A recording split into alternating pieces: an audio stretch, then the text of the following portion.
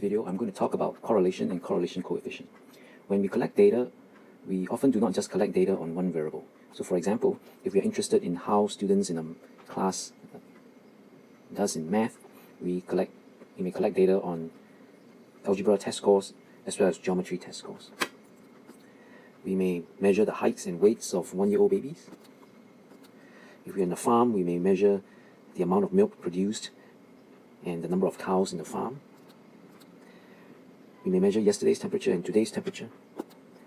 We may measure the number of hours that students spend playing video games and the scores that they get on the science test.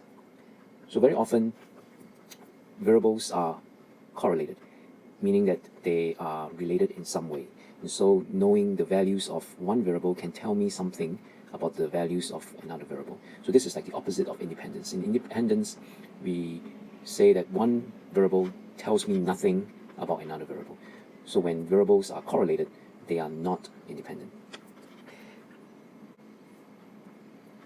Measuring correlation is through the correlation coefficient, usually represented by the letter R, and it measures the degree of linear association between two variables. I will not write down the formula for computing the correlation coefficient, but I just want to mention that R is always between -1 and 1. In this next slide, I have several examples here of how the data set for X and Y might look like. So in the first picture, we have data points where X and Y fall roughly on a straight line, and whenever X increases, Y tends to increase. In this case, if you notice that the slope is positive, and the correlation coefficient is greater than 0. And because the data points fall very closely on the straight line, R is close to 1. So let's say R is 0.9 here. In the second example, we still have a positive correlation. When X increases, Y tends to increase. But now there is more scatter around the line. R is still positive, but R is now not so close to 1. Let's say R is 0.7 in this case. In the third example, we have a different kind of relation. When X increases, Y tends to decrease. And so the slope of the purple line is negative, R is less than 0. And in this case, R may be -0.6, because there is a bit more scattered here. In the fourth example, there does not seem to be any relationship between X and Y. The points are just a mess. Correlation is 0 here. In the fifth example, the data points fall exactly on a straight line, and the line has positive slope. So in this case, R is exactly equals to 1. In the final example, the data points fall exactly on a straight line, but the slope is negative. Here R is equals to -1.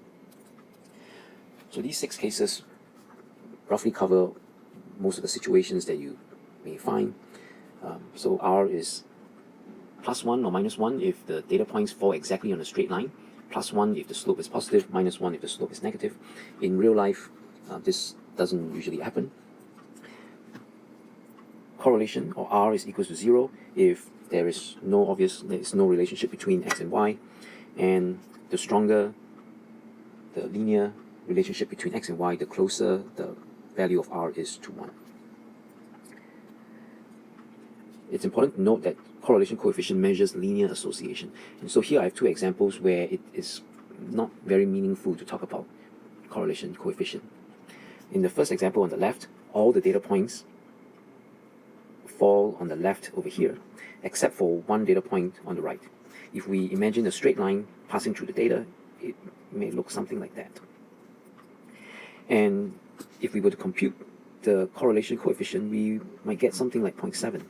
But in this case, it is not very meaningful to talk about the sample correlation because everything depends on this one value here, whereas most of the data points are actually over here.